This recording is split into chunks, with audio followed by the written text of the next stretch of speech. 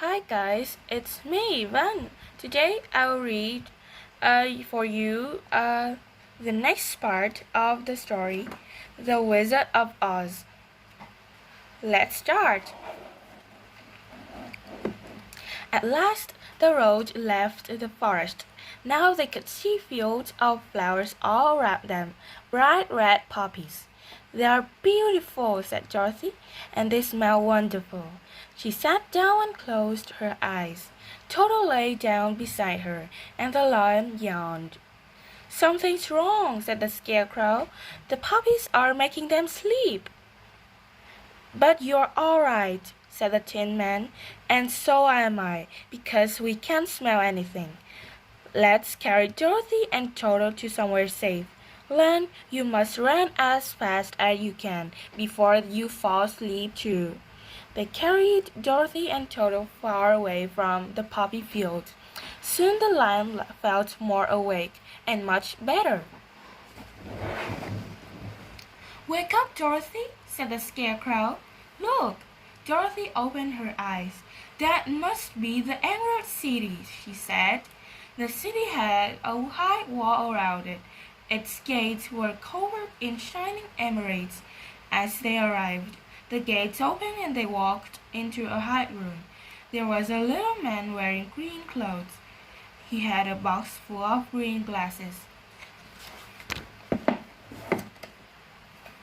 "Welcome to our city," he said. "You must wear these glasses, or the emerald light will hurt your eyes." Even Toto had to wear some. "What would you like to do now?" the man asked. "We've come to see the Great Wizard," said Dorothy. The little man was so surprised that he almost fell over. "That's impossible," he said. "The Great Wizard never sees strangers. I've never seen him myself. I've only heard his voice." "Please ask him," said Dorothy. "It's important." The friends followed the little man through the city. They saw green everywhere, grand green houses, green trees, and green flowers. Green people walked in the green streets under the green sky. Dorothy thought they looked happy. They reached an enormous palace, and the little man went inside. Finally, he came back. "You're very lucky. The Great Wizard will see you," he said. "You must go in one at a time."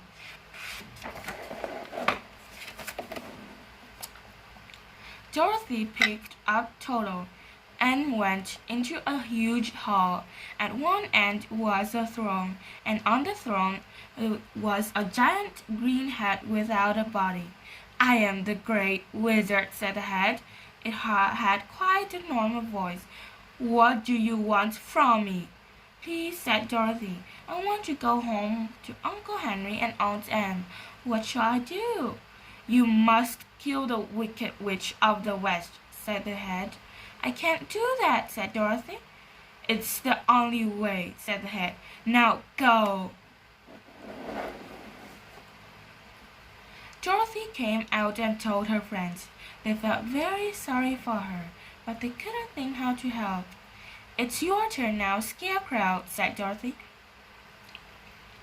On the throne was a beautiful lady with an emerald crown. "I am the Great Wizard," said the lady. "What do you want from me?" I would like some brains," said the Scarecrow. "Well, then, you must kill the Wicked Witch of the West," said the lady. "But that's what you told Dorothy." I don't mind who killed her," said the lady, "but until she's dead, I can't help you."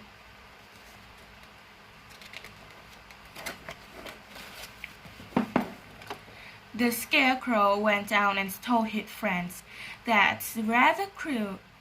That's rather cruel," said the Tin Man.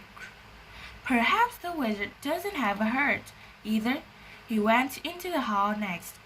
He saw a monster on the throne with 5 eyes and 5 arms and 5 legs. "I am the Great Wizard," said the monster. "What do you want from me?" "I'd like a loving heart," said the Tin Man. Well then, you must help Dorothy and the Scarecrow to kill the Wicked Witch of the West, said the monster. Finally, it was the Lion's turn. I am not afraid of monsters, he said, but instead of a monster, he saw a ball of green fire. You want me to make you brave? Asked a voice from the fire. Then first you must kill the Wicked Witch of the West. Slowly, the four friends left the palace. What shall we do now? Asked Dorothy. I suppose we should try to find the witch. At least, they said the Scarecrow. They went back to the city gates, and the little man took their green glasses. Which road will take us to the Wicked Witch of the West? Asked Dorothy. There's no road, said the man. Walk towards the evening sun. She'll know that you are coming. The friends walked through the fields of soft grass, then over hills where the grass was rugged. There were no trees now, and no farms or houses. At night, Dorothy and Toto and the Lion lay down on the grass to sleep, and the Scarecrow and the Tin Man watched it.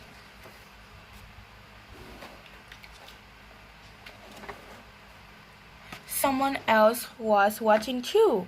The Wicked Witch of the West only had one eye, but she could see a long way with that eye. She was angry to find strangers in her country. Slaves, she shouted. Some strange little people come in, wearing yellow clothes. Slaves, go and fight them. The little people took sharp spears and ran to meet Dorothy and her friends. First, the Scarecrow and the Tin Man stood in front of the others. The little people threw their spears, but they couldn't hurt them. Then the Lion roared, and the little people ran away. Fools, said the witch. She put a golden cap and said a magic spell. A crowd of flying monkeys filled the air. Bring me the four strangers, said the witch. Wait, I don't need the Scarecrow and the Tin Man. Just bring me the lion and the lion and the little girl. The monkeys flew out, picked up the four friends, and flew back towards the witch's castle. They brought Dorothy and the lion, but they dropped the Tin Man on the rocky ground and threw Scarecrow into a tall tree.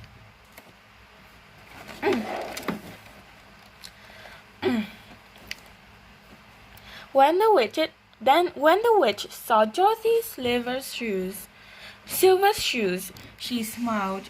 She doesn't know what those shoes can do, she thought. You, girl, you can work for me, she said. Fill that bucket and start washing the floor. Lion, you can pull my carriage when I go out. I'm not a horse, said the lion. I will never pull your carriage. You have no food until you do, said the witch. Do you want to die like your friends? You're horrible, said Dorothy. She threw a bucket of water at the witch.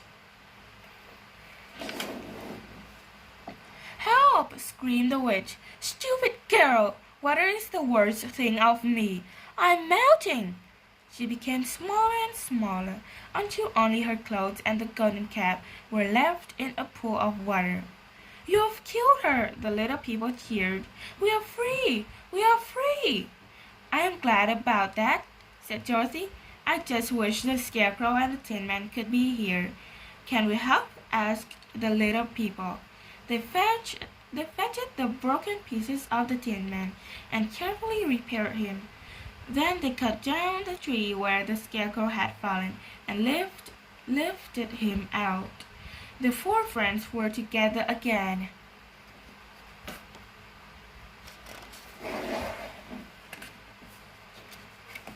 Now we must go back to the Emerald City and ask the wizard to help us, said Dorothy.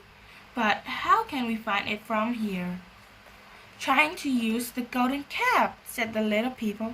Read the spell inside it, and the monkeys will do whatever you want. The magic will work 3 times. Dorothy said the spell, then asked the flying monkeys to carry them. The Scarecrow and the Tin Man were a little nervous, but the monkeys held them carefully all the way. The little man at the gate was surprised to see them. "You were supposed to kill the witch," they said. "We did," said Dorothy. "We melted her.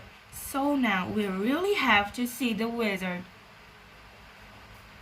So now this is the end of part 2 of the story, The Wizard of Oz. Hope you enjoy. Goodbye.